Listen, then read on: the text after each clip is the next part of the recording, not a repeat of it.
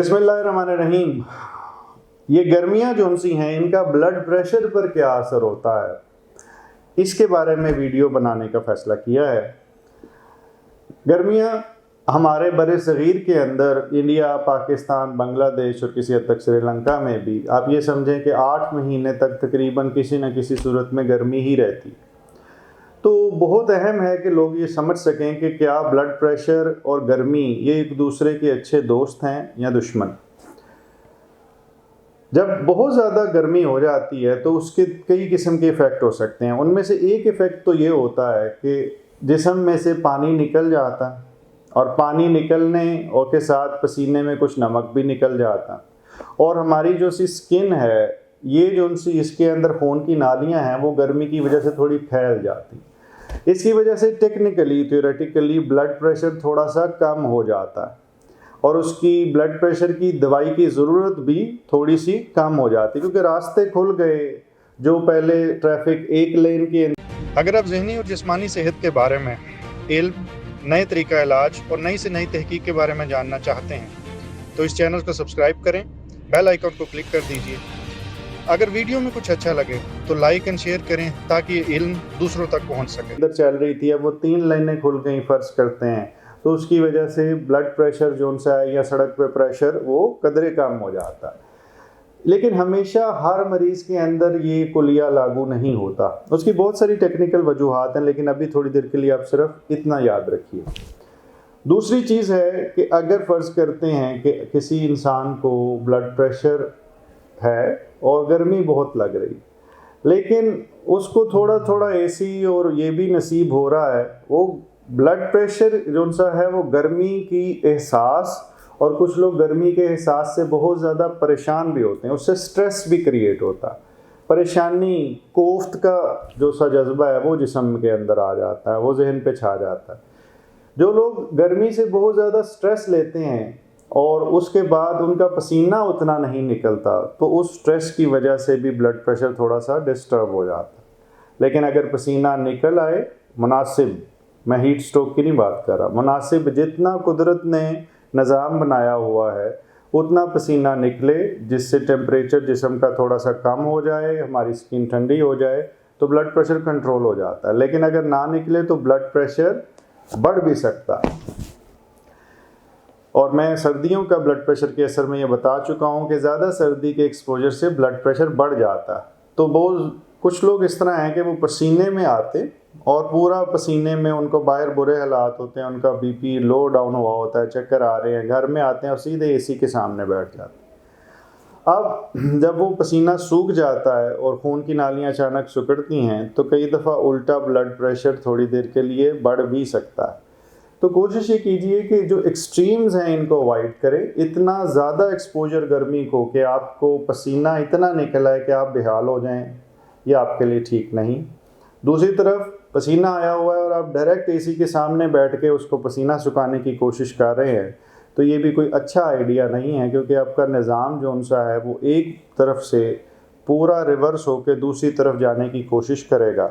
और जिन लोगों को ब्लड प्रेशर का मर्ज़ है उनका ये निज़ाम थोड़ा सा कमज़ोर होता है और बाज़ का तो ओवर रिएक्ट भी कर सकता है, उसकी वजह से ब्लड प्रेशर डिस्टर्बेंस होने के चांस ज़्यादा हैं। एक तीसरा पहलू ये है कि ब्लड प्रेशर के इलाज के लिए फ़र्ज़ करें कि अगर आपको पेशाब व अद्वियात चल रही हैं, वो कौन सी होती हैं? कुछ दवाइयाँ जिनके साथ को लिखा होता है, CO, और आगे एक दवाई का नाम होता है। अमूमी तौर पे वो दवाई का सेपरेट नाम जो सा है, मिसाल के तौर पे एक ईजी डे का नाम है, लेकिन को ईजी डे भी होती है, एक डायोवैन होती है, लेकिन साथ को डायोवैन भी होती है। ये जो को है ये पेशाब अवर दवाई होती है।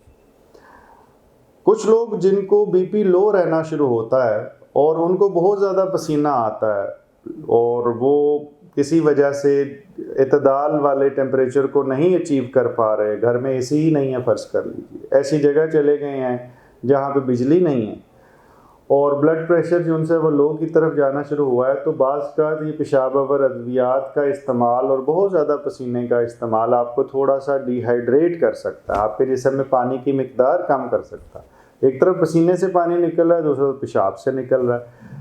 तो बाज़ औक़ात ऐसा होता है कि इन दवाइयों की मिकदार कम करनी पड़ सकती है। अगर एक आधे दिन के लिए आप किसी ऐसी जगह पे गए जहाँ बिजली नहीं है तो फिर तो कोई मसला नहीं, लेकिन अगर आपने रहना ही उस जगह है जहाँ पसीना बेहिसाब आ रहा है तो आप शायद आपको उस पेशाब आवर दवाई की जगह उसकी सिंपल वेरिएंट से गुजारा करना बेहतर हो।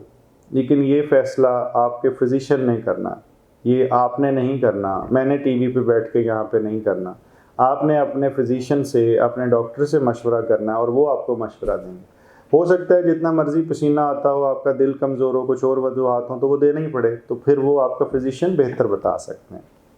दूसरी तरफ पेशाब की अगर कुछ मेजर दवाइयाँ होती हैं, लेसिक्स, लेजोराइड, स्पायरोमाइड, इस तरह की मेडिसिन, उनके बारे में भी सेम रूल है कि उनको आपने बंद कभी भी नहीं करना।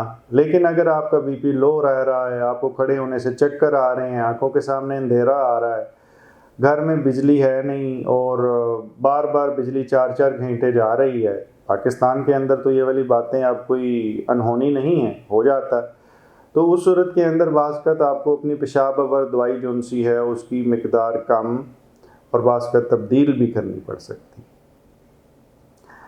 ये दवाइयों को मैं रिपीट करना अच्छा नहीं लगता, लेकिन बार बार रिपीट इसलिए कर रहा हूँ कि इस वीडियो का मकसद ये नहीं है कि आप अपनी प्रिस्क्रिप्शन के सबसे बड़े प्रोफेसर खुद बन जाएं और सारे फ़ैसले खुद ही करना शुरू हो जाएं।